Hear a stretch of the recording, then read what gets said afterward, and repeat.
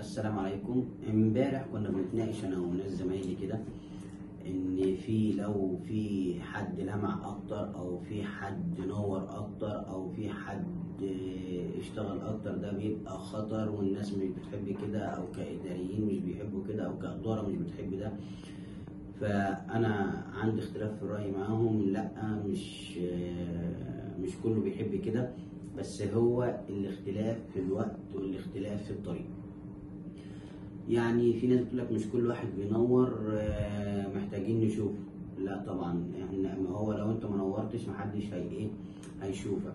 بقول لك لو حد لمع وبان بيبقى خطر على الاستقرار الاداري.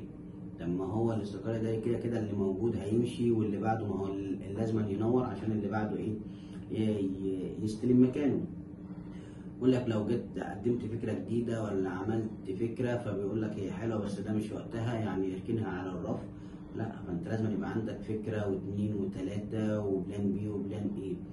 بس هي الاختيار المكان واختيار الوقت ده المهم جدا.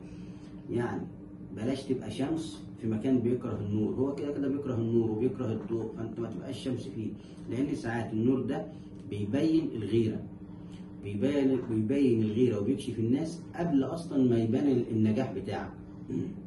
يعني انجح وبعد كده بان. ومش دايما اللي بيتكلم كتير هو اللي فاهم اكتر، يعني مش دايما اللي بيتكلم اكتر هو اللي فاهم اكتر، لا طبعا. بص، هو في الاخر الذكاء مش انك تثبت ان انت الاقوى، ده مش ذكاء. الذكاء انك تفضل مرتاح من غير ما يتحقق معاك.